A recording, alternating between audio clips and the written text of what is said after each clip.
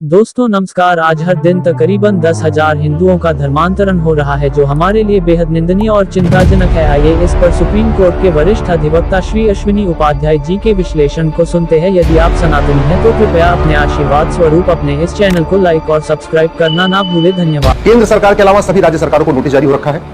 मैंने अपनी याचिका में कहा है कि 10,000 हिंदुओं का प्रतिदिन धर्मांतरण हो रहा है और धर्मांतरण एक राष्ट्रीय समस्या है। धर्मांतरण किसी एक राज्य में नहीं हो रहा है बल्कि पूरे देश में हो रहा है। इसलिए धर्मांतरण रोकने के लिए केंद्रीय स्तर पर कानून की आवश्यकता है। मैंने यह भी कहा है कि धर्मांतरण अपने आप में यह हमारी राष्ट्र की सुरक्षा के लिए खतरा है और जो राष्ट्र की सुरक्षा के लिए खतरा है उससे निपटने के लिए हमारे पास एक कानून है, नेशनल सिक्योरिटी एक्ट। लेकिन इसमें राष्ट्र की जो एनएसए कानून बना हुआ है इसमें धर्मांतरण को शामिल नहीं किया गया है। इसलिए कोई भी किसी भी राज्य की पुलिस धर्मांतरण कराने वालों और उनके मददगारों पर एनएसए नहीं लगा रही है। मैंने अपनी याचिका में यह भी कहा है कि धर्मांतरण अपने आप में एक अनलॉफुल एक्टिविटी है और जो अनलॉफुल एक्टिविटी है उससे निपटने के लिए हमारे पास एक कानून है, यूएपीए है। लेकिन किसी भी राज्य की पुलिस धर्मांतरण कराने वालों और उनके मददगारों पर यूएपीए नहीं लगा रही है, क्योंकि हमने इसमें अनलॉफुल एक्टिविटी में जो अपराधों की लिस्ट है उसमें धर्मांतरण को शामिल नहीं किया। हमने ये भी कहा है कि धर्मांतरण अपने आप में इनडायरेक्ट वॉर है, वेजिंग वॉर है। मुगल यहां आए थे धर्मांतरण कराने, अंग्रेज यहां आए थे धर्मांतरण कराने। मुगलों ने आके यहां पे इस्लाम को फैलाया, अंग्रेजों ने आके यहां क्रिश्चियनिटी को फैलाया और नतीजा ये हो गया कि आज की डेट में हम 9 राज्यों में खत्म हो चुके हैं। हिंदुस्तान के 9 राज्यों में हिंदू खत्म हो चुके हैं। अगर जिले वाइज देखिए तो 800 जिलों में से 200 जिलों में हिंदू खत्म हो चुके हैं। हिंदुस्तान में कुल 6000 तहसीलें हैं और उसमें से 1500 तहसीलों की डेमोग्राफी बदल गई, यानी 1500 तहसीलों से भी हिंदू खत्म हो गए। यानी 25% राज्यों में हिंदू खत्म हो गए, 25% जिलों में हिंदू खत्म हो गए, 25% तहसीलों में हिंदू खत्म हो गए। और जो पुराना वाला आईपीसी था उसमें भी वेजिंग वॉर की धारा थी, नए वाले ये जो बीएनएस बना इसमें वेजिंग वॉर की धारा है। लेकिन वेजिंग वॉर में धर्मांतरण को शामिल नहीं किया गया है, इसलिए किसी भी राज्य की पुलिस धर्मांतरण कराने वाले मिशनरियों, जिहादियों और उनके मददगारों पर वेजिंग वॉर की धारा नहीं लगा रही। मैंने ये भी कहा है कि जो धर्मांतरण है ये कोई एक व्यक्ति नहीं करता, एक पूरा ऑर्गेनाइजेशन होता है, इसमें कई लोग शामिल होते हैं और बड़ा स्ट्रक्चर्ड वे में होता है, ऑर्गेनाइज्ड वे में होता है। और जो ऑर्गेनाइज्ड क्राइम होता है उससे निपटने के लिए पहली बात तो हर राज्यों के पास अपना अपना कानून है। यूपी के पास गैंगस्टर एक्ट है, महाराष्ट्र के पास मकोका है, गुजरात के पास बुजकोका है। इसके अलावा ये जो भारतीय न्याय संहिता है इसमें भी ऑर्गेनाइज्ड क्राइम से निपटने के लिए प्रावधान है। लेकिन किसी भी राज्य की पुलिस वो धारा नहीं लगा रही है, क्योंकि जहां ऑर्गेनाइज्ड क्राइम को हमने अपराध घोषित किया उसमें धर्मांतरण को ऑर्गेनाइज्ड क्राइम डिक्लेयर नहीं किया। हमने ये भी कहा है कि ये जो धर्मांतरण है ये पैसे फंडिंग होती है, इसलिए धर्मांतरण कराया जाता है। मिशनरियों को भी फंडिंग होती है, जिहादियों की फंडिंग होती है, खाड़ी देशों से हवाला के जरिए फंडिंग होती है, पश्चिम के देशों से एफसीआरए के जरिए फंडिंग होती है, जो इनके एनजीओ बन गए हैं उनको भी एफसीआरए के जरिए फंडिंग होती है, भारत के अंदर से फंडिंग होती है, भारत के बाहर से फंडिंग होती है। जो यहाँ ड्रग स्मगलिंग का पूरा कारोबार चलता है उससे जो पैसा आता है उससे भी धर्मांतरण कराया जाता है। जो यहाँ वक्फ के जरिए पैसे आ रहा है उससे भी धर्मांतरण कराया जा रहा है। जो चर्चेस के जरिए पैसे आ रहा है उससे भी धर्मांतरण कराया जाता है। जो मिशनरी स्कूल है, मिशनरी हॉस्पिटल है, वहां जो पैसा आ रहा है उससे भी धर्मांतरण कराया जा रहा है। तो सरकार को धर्मांतरण कराने वाले मिशनरियों और जिहादियों को एनएसए लगाना चाहिए, यूएपीए लगाना चाहिए, वेजिंग वॉर की धारा लगाना चाहिए, गैंगस्टर एक्ट लगाना चाहिए, इनके खिलाफ देशद्रोह की धारा लगाना चाहिए और धर्मांतरण कराने वाले मिशनरियों, जिहादियों और उनके मददगारों की 100% संपत्ति जब्त करना चाहिए, नागरिकता खत्म करना या आजीवन कारावास फांसी देना चाहिए। मैंने अपनी याचिका में यह भी कहा है कि धर्मांतरण कराने वाले ये बहुत ही पावरफुल लोग हैं, सच ये बोलते नहीं है और अगर इनको पुलिस 2 डंडे मार दे तो पूरी दुनिया में हंगामा कर देते हैं। फिर दुनिया के अखबारों में इनकी खबर छप जाती है कि पुलिस ने टॉर्चर कर दिया, पुलिस ने 3rd डिग्री दे दिया, फिर मानवाधिकार की दुहाई शुरू हो जाती है। इसलिए जरूरी है कि जो लोग धर्मांतरण करा रहे हैं इनका narco polygraph brain mapping test किया जाए। जैसे ही 10-20 धर्मांतरण कराने वाले मिशनरियों, जिहादियों का narco polygraph brain mapping test होगा, पूरे के पूरे सिंडिकेट का पता चल जाएगा, पूरे कहां से पैसा आ रहा है, कौन पैसा दे रहा है, कितने लोगों का धर्मांतरण हुआ, सब खबर आ जाएगी सामने। दुर्भाग्यवश मेरी धर्मांतरण कराने वाली जो मेरी पीआईएल है उसका विरोध करने के लिए कई सांसद आ गए। जिन सांसदों ने शपथ लिया है कि हम भारत की रक्षा करेंगे, हम भारत की एकता अखंडता की रक्षा करेंगे, भारत की संस्कृति की रक्षा करेंगे, भारत की परंपराओं की रक्षा करेंगे, वही लोग धर्मांतरण होते रहना चाहिए, मेरी पीआईएल डिसमिस होनी चाहिए, वो सुप्रीम कोर्ट में हमारी पीआईएल का विरोध कर रहे हैं। ऐसे मेरी अनेक पीआईएल है, मेरी ज्यादातर पीआईएल में 1-2 सांसद आके खड़े हो जाते हैं। इसलिए मैं पहली बात तो आप लोगों से पूछ रहा हूं कि क्या सांसदों को वकालत करने का अधिकार मिलना चाहिए क्या? इसलिए भी पूछ रहा हूं क्योंकि बार काउंसिल ऑफ इंडिया का नियम यह कहता है कि कोई भी सैलरीड आदमी वकालत नहीं कर सकता और एडवोकेट एक्ट भी यह कहता है कि कोई भी सैलरीड आदमी वकालत नहीं कर सकता, यानी जिसको कहीं से भी वेतन मिलता वकालत नहीं कर सकता। इसके बावजूद सांसद वकालत कर रहे हैं और जितने भी मेरी पीआईएल है उसका विरोध करने आ रहे हैं। जो भी मेरी पीआईएल सनातन के हित में है, राष्ट्र के हित में है, देश की एकता अखंडता के हित में है, जो भी मेरी पीआईएल विदेशी कुरीतियों को खत्म करने के लिए है, जो मेरी पीआईएल विदेशी कुप्रथाओं को खत्म करने के लिए है, उन सबका विरोध करने कोई न कोई, किसी में 1 सांसद आते हैं, किसी में 2 सांसद आते हैं, किसी में 3 सांसद आते हैं और सांसदों को वेतन, भत्ता, गाड़ी, बंगला, पेंशन सब कुछ जनता के टैक्स के पैसे से मिलता है। इसलिए पहली बात तो मेरी मांग यह है, माननीय प्रधानमंत्री जी, लोकसभा अध्यक्ष जी, राष्ट्रपति, उपराष्ट्रपति जी, सांसदों के दूसरा काम करने पर कंप्लीट रोक लगाएं, एक नया कानून बनाएं। दूसरा, धर्मांतरण चूंकि राष्ट्र की सुरक्षा के लिए खतरा है, धर्मांतरण एकता अखंडता के लिए खतरा है और धर्मांतरण पूरे देश में हो रहा है, इसलिए नई भारतीय न्याय जो संहिता है, भारतीय न्याय संहिता, इसमें एक चैप्टर जोड़े, ऑफेंस रिलेटिंग टू कन्वर्जन।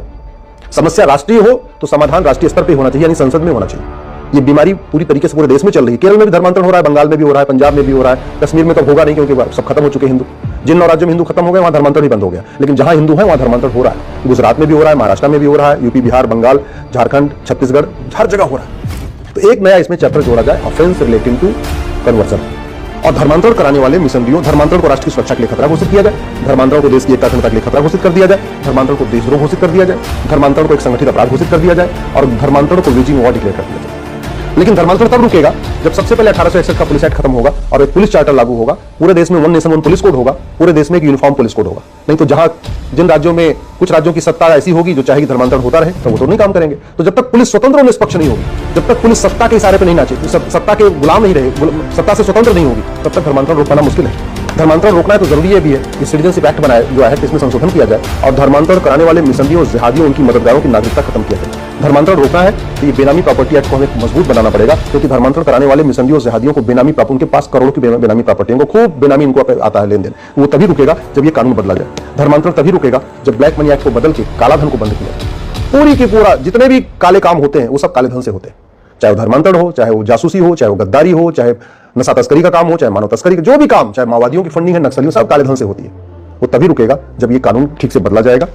धर्मांतरण कराने वाले मिशनरी और जिहादियों की फंडिंग हवाला के जरिए होती है और इसलिए होती है कि हमारा हवाला विरोधी कानून बहुत सड़ा हुआ है, घटिया कानून है। धर्मांतरण कराने वाले मिशनरी और जिहादियों को फंडिंग कराने के लिए कांग्रेस ने 2010 में एक कानून बनाया था, इसका नाम है FCRA। तो जब तक ये कानून चलता रहेगा तब तक फंडिंग आती रहेगी, जब तक फंडिंग आती रहेगी तब तक धर्मांतरण होता रहेगा। आज की डेट में धर्मांतरण अपने आप में सबसे तगड़ा प्रोफेशन है। भाई आदमी अगर पुलिस में नौकरी करेगा कितना कमा लेगा? 70-80 हजार रुपए महीने कमा लेगा, 50,000 रुपए कमा लेगा, 1 लाख रुपए कमा लेगा। टीचर हो जाएगा तो भी 1 लाख रुपए कमा लेगा। इंजीनियर हो जाएगा, प्राइवेट नौकरी करेगा तब भी 50,000 रुपए से 1 लाख रुपए कमाएगा। लेकिन धर्मांतरण अगर कराना शुरू कर दे, एक परिवार का 1 लाख रुपए मिलता है। और हफ्ते में अगर एक धर्मांतरण कराया, यानी महीने में 5 धर्मांतरण कराया तो 5 लाख रुपए कमा लिया। और वो भी दलित भाइयों को कन्वर्ट कराया तो 1 लाख रुपए। अगर उसने अपर कास्ट को, ब्राह्मणों को कन्वर्ट कर दिया, जाटों को कन्वर्ट कर दिया, ठाकुरों को कन्वर्ट कर दिया, ठीक है, फिर 4-4, 5-5 लाख रुपए मिलता है।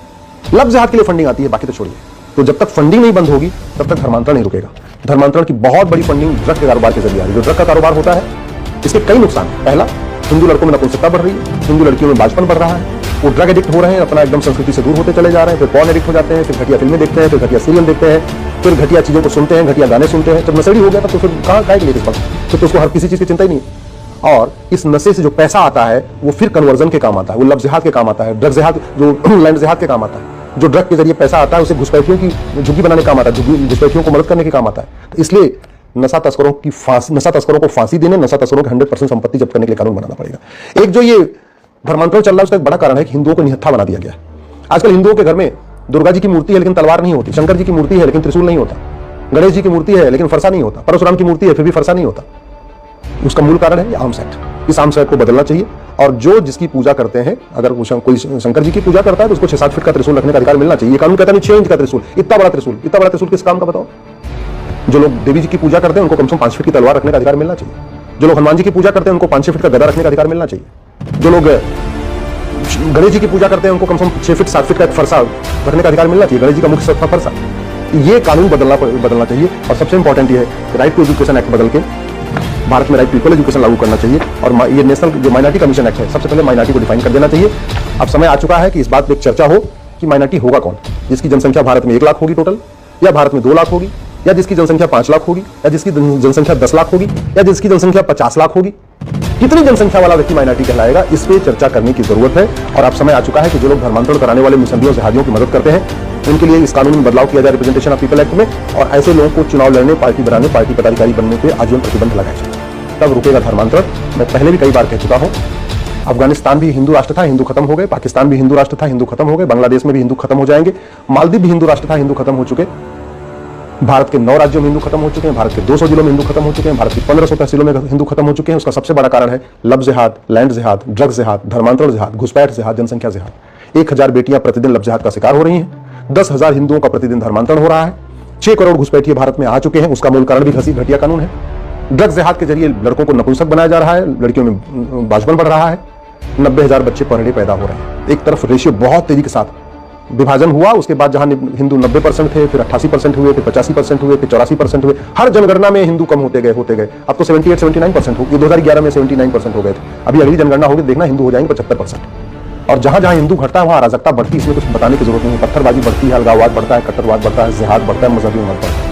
कि भारत का संविधान बचाने के लिए हिंदू की जो डेमोग्राफी बदल रही है उसको रोकना जरूरी है। उसको रोकने के लिए धर्मांतरण रोकना जरूरी है। और धर्मांतरण तभी रुकेगा जब मैंने बता दी ये सारे कानून बदले जाएंगे। एक कानून से बदलने से धर्मांतरण नहीं रुकेगा।